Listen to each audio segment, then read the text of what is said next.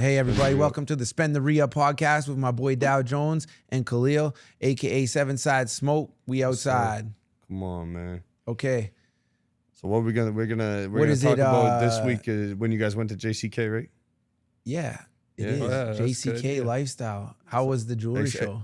Explain to the people what JCK is. Yeah, we want to. Let me tell you what JCK is. JCK is every single vendor from around the world, or everybody that has been or has not done yet, is in that show. I've met a lot of networking clients and contacts there. It's led me around the world crazily, but that is the hub that you have to go. You have the couture show. You have the luxury show. You have the wholesale show. You have the watch show, the antique show. The watch show is that week too, but it's not fully JCK, but it's in the, it's just like the whole week of madness. Plus, it's in Las Vegas, and it's the dopest time ever. You can gamble, you can eat, you can drink, you can party, you don't sleep, you go out, you got strip clubs, you got jewelry deals, you got network, everybody from around the world. Burger. Yeah, you got In-N-Out Burger too. And Chipotle's if you ain't from anywhere. People are like, why would you even mention that? Come on, you can't have something, you want it more. Yeah. True. But yeah, JCK was a great show. We wrapped it up. We went through, it was hype, and I kind of want to just touch points on how much that show means to a lot of people and how it's changed my life. And I mean, if you're trying to be a jeweler or be involved with anything to do, I think you should go to that show. 100%. I feel like it'll open up a lot of doors for you. It'll make a lot of connections for you. It will even if you're just like starting out and you got a smaller one, even just like going down to like the packaging, like, oh, okay, yeah. like we got a packaging contact there. Damn, we got a packaging contact there that made my first samples of the bags and the boxes. Yeah, it was crazy. And just seeing how people are innovating packaging or the next level stuff, the tools, the packing. I don't even know if you saw it, but I saw we saw a jewelry cleaner that you put into your shop and you pay like a vending machine. There's no way. Yeah, me and Clay both used it, and it was a hype. Yeah, it holds your watch. Watch too? You could do your watch, you could do a ring, you could do anything, and it has the special holders for it. And then however you pay or whatever you do, this one he had it so it just worked. Yeah. But then you put it in, and it does like the whole thing for you. It even lights up and stuff like that. And he was like, "We should put that in the peep show." Yeah, for kind of felt like it though. Like it was like. It was like, oh, the water splashing. Like a concert. It was it very looked like a skate sharpener that was like automatic. Yeah, kind of. Yeah. Oh, but with lights in it and stuff like that, and water's flying everywhere, and I don't know. And my watch came out really clean. It looked really good. Yeah. So, what was your favorite experience about the JCK show like this year, 2024? It's always more just meeting and. And not even like meeting new people. It's like people that we talk to like on WhatsApp, or we do business with them, like and putting the faces to it and actually getting a personality and like going to grab a drink, and like I love that stuff. I love meeting and connecting with people. Isn't it crazy that you can do multi-million dollars of jewelry business, of just business with somebody, and you've never met them? Yeah, hundreds. Yeah, I love that. Then you just go out and you're like, damn, this dude's an animal. Yeah. I love that. Yeah. Did you guys end up connecting with Danny down there? Was he down there? Yeah. I met Danny like originally. Actually, I'll tell you how I met Danny originally was a couple of years ago. I was walking on the floor in the wholesale thing, and he just ran up on me. He's like, "What's up, man?" And I was like, fuck. I was like, I looked at him like I didn't know him. He's like, "Yo, man, my name's da-da-da-da." And I was like, "Oh, what's up? Like, nice to meet you, Danny. My name's this." He's like, he knew me from Instagram, or obviously, or something. So he came up. Because you're quasi famous. But that's famous. Yeah. So basically, like that's how I got that relationship. And then we just always stayed in touch from there. And then I was just like, man, we really got to work together because we're young. We're on the same vibe. He's in the heart of this and that. He knows what I have to do. And then not only that, he introduced, and he's like, yo, my dad used to do only this and that. And then I was like, man. Gold Teeth USA. Yeah, Gold Teeth USA is his dad's company. And I was like, dude, I know crazy. Them like. They used to be in the back of the Double XL magazines and shit. Yeah, I met them when I was 17, and he didn't know that. But I went there. There's this other dude working, Dave Baldwin. I don't know where you are, Dave, but if you see this, man, hit me up, dude. I'm not hard to find. I want to see what you're doing. I don't know where you're at, but it's kind of wild.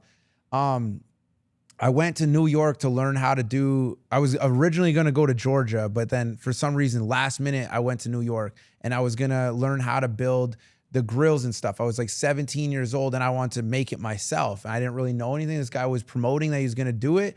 He showed me how. I paid him money. I flew out there. I went and learned how to do that. And then it turns out that company is Dave's.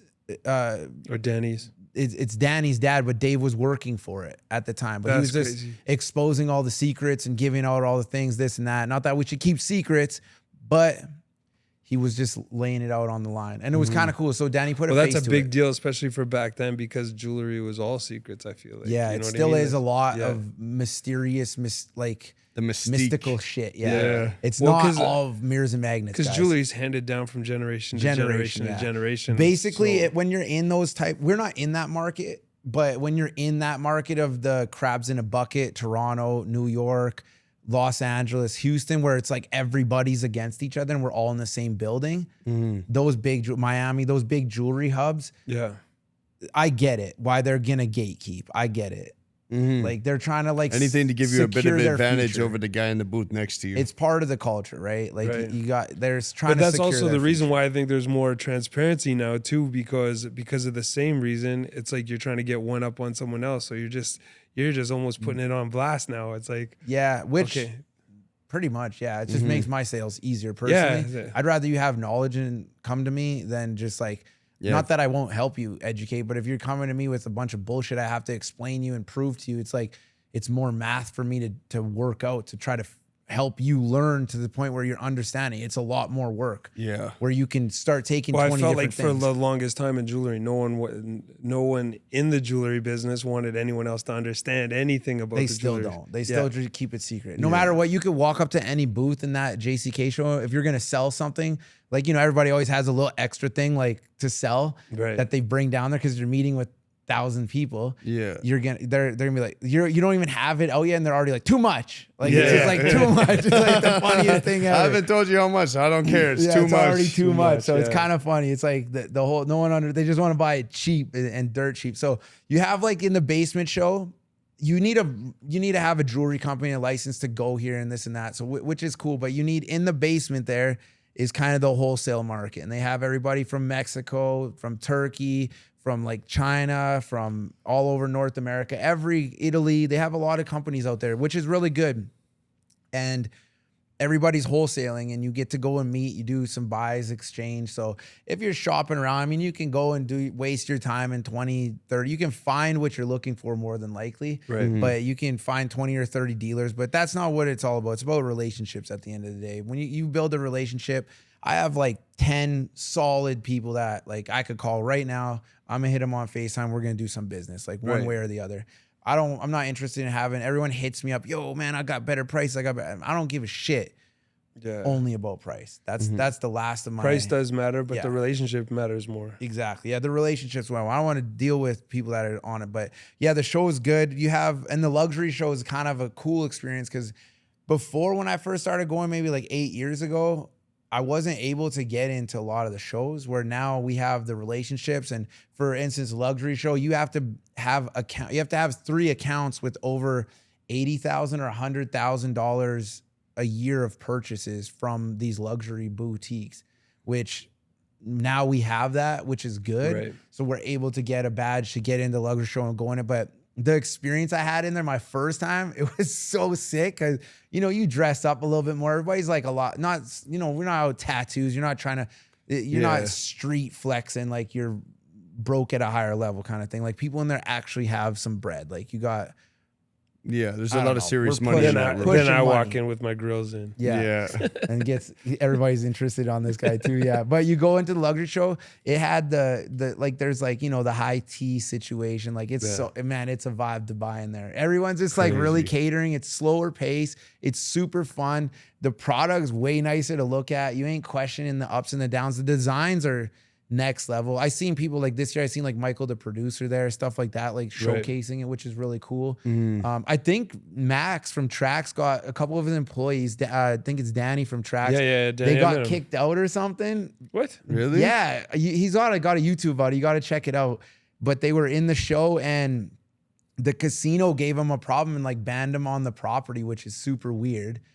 And I've never heard of that before. Man, but that like, kid was so polite. Yeah, this is my first time meeting him. Yeah, I was like, yo, for a person from New York, like he's super chill, right? Super chill from New York too. Yeah. So hey, shout out to you, Danny from Tracks. I think you're cool, dude. Yeah, me too.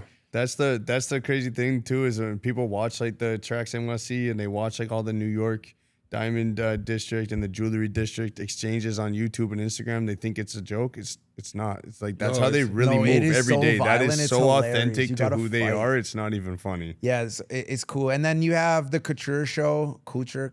Am I saying it right? I don't Couture. Even know. Couture show.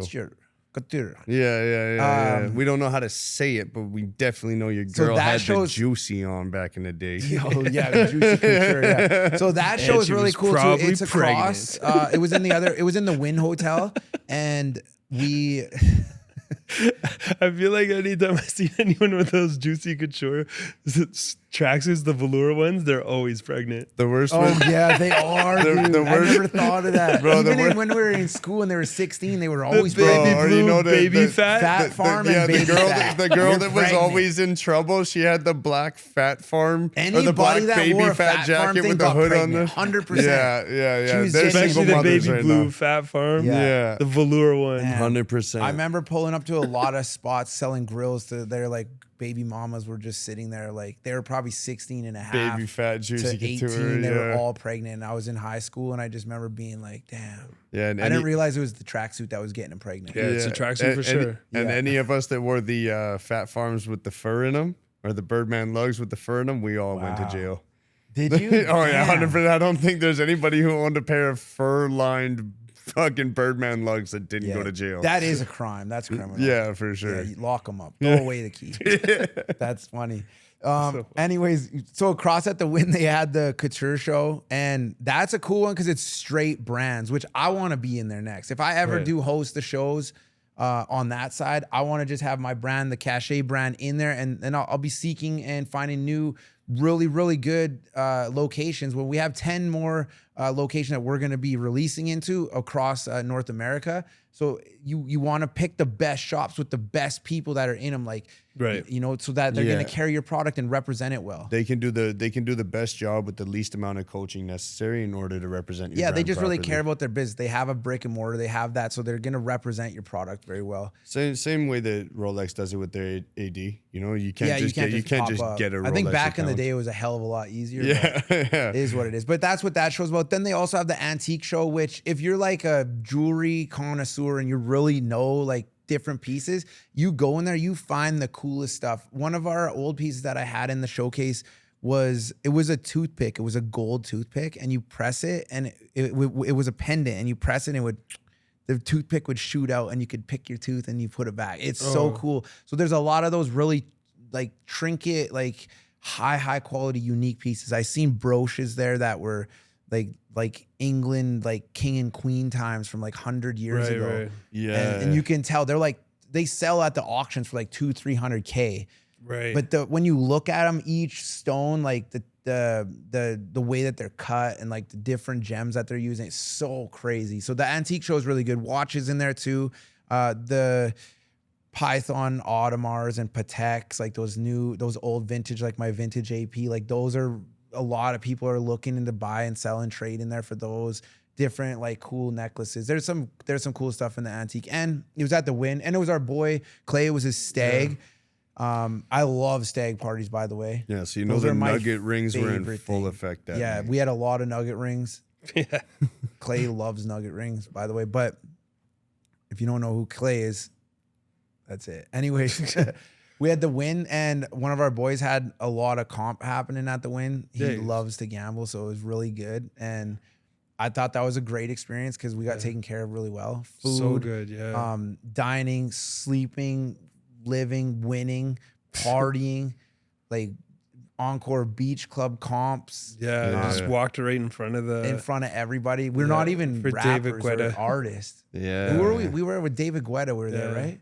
David Guetta, not Guetta. Yeah, this is his last show. So Guetta is how it's actually Guetta. Yeah, that was cool to hang out with all them, and we had a good group of boys out, and it was, some people were definitely skipping the event. It was good. We're back in order with, so at the JCK show, yeah, my first time going, I didn't know what to expect, but we went in and it was this crazy big room, but we were just kind of like, yeah, you get your steps in, man. Like a lot 40,000. I know. I need a cart in that thing. Like I need it. Just bring the ATVs and just like quad through the thing, you know. Especially when you go 5 deep with the company, which is a lot, but it was so fun to be down there. Bro. Yeah, but it's too tight of quarters in there for the golf cart. But the little like mobility cart, you can get it. For sure. Yeah, bring your little rascal. Yeah, I have a mobility cart right now because I got a broken ass leg. But when you have the when you have 5 team members going in there and you break out to all different places, like the ground you can cover is crazy. Huge. And you just meet different people, find different products. Like we were going through, I remember going to the airport. We're leaving, going to the airport. I'm like, fuck, I just saw something. And I'm like, I want to go check this out. Yeah, you just keep getting after it, man. It's so good in there. I love it. It's hard to leave, hey? Yeah. The leaving days are the worst because you're just like, you're like, oh, I remembered I had to do this, and you just can't. But if you go in there, you just boom, boom, boom, power sales. The first 2 days, I did like at least 200K of just watches. Right. Just at the watch show, I just was going in, buying and selling. You know what we need to do is we need to do a thing where it's like, we call Danny, we call all like the other people that we like really mess with in person. Yeah. And we need to do a thing where it's like a retreat where we like book the B&B in like Dominican or like wherever. Like bring all of our whole network? And bring the whole network and make it like a business trip where like 6 hours of each day, we sit down, what are you doing in your shop that right now and whatever, and have everybody kind of brainstorm on what all the new stuff that's happening in every shops. And some are going to be production facilities, some are going to be showrooms. That's kind of what this whole JCK is about. But that's what I mean is like if we did like a thing where it's like our personal network and we just took like a 5-day trip to Turks and put everyone in a B&B and spent 4 or 5 hours a day just hanging out with just each kind of other. hanging out and seeing what's going on in their shop, what's going on in ours, and just like implementing strategies. Like there could be strategies and issues that we're having that are such a simple fix for some of them. Yeah. I mean, that's what the whole thing of the traveling when we first started this business was. That's literally where my life changed I just was like, you know what? I'm going to Houston. Boom. I flew to Houston. I was already doing business there. I flew to Houston. I walked in and I realized, I'm like, man, I went to Houston 2 times without knowing that there was a huge wholesale exchange center. I want to tell you this. They didn't tell me. The They committee, my wholesalers that I was dealing with on the front foot, they didn't tell me. One of their staffs was like, I would always get him to get me this stuff. And he's like, man, just go in the jewelry center and get it yourself.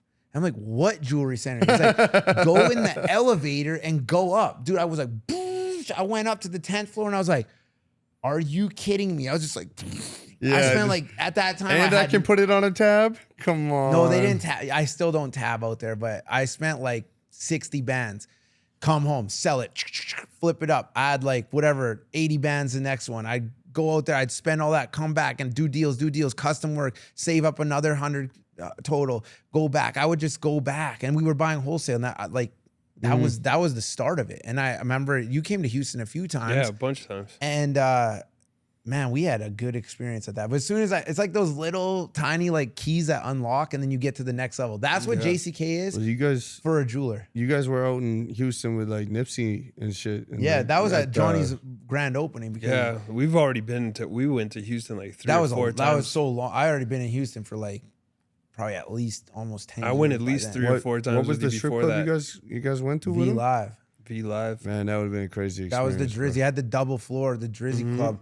We went out to going crazy. I actually have some Snapchats of you just throwing money, dude. We had big things. That was like me, never. We didn't have nothing, dude. It was crazy. We were just hanging out with real ballers, though. That's when I started realizing, I'm like, dude, if you don't got like 100 bands of ones, like you're not even shit. Yeah. I'm not that guy, though. No. I'm not that guy. No. But it's kind of funny to see it's happening. And it's just raining and stuff. So, I mean, yeah, that was good. That's the Houston culture. It's a good time out there. There's a lot of cool. There's a lot of people I look up to, listening to the music and the jewelry culture and stuff. And actually, I remember I was visiting with my boy Mike there, and he's like, man, why don't you just go to Vegas? We booked a flight from Houston to Vegas, JCK. Because he's like, man, just go to JCK, find somebody from India and go and freaking go to India and get a factory. We were in Houston doing business. We did the grand opening and shit. I was like, fuck it, let's go to Vegas. We weren't gonna do the trip. We booked a flight. I think we flew the most ghetto airline you could possibly. It was like Flair, but they call it Spirit. Spirit Airlines. Yeah, and then we took off on that, and then I met someone. I met my boy out there, AV, and he's like, yo, come to India. Then we were all the way in India, literally by that winter. Frank Lucas did this shit. Went straight to the jungle to find the product. Yeah, we had to go, and it was so fun out there, dude. I don't know why you missed that first trip to India, but we got to go back. D-Rock came, right? Can I go? I don't know, maybe. Do you think that you can get it like ahead of time here? Like you got to go ahead of time to get a stamp here, and then you go. You don't just pull up like here.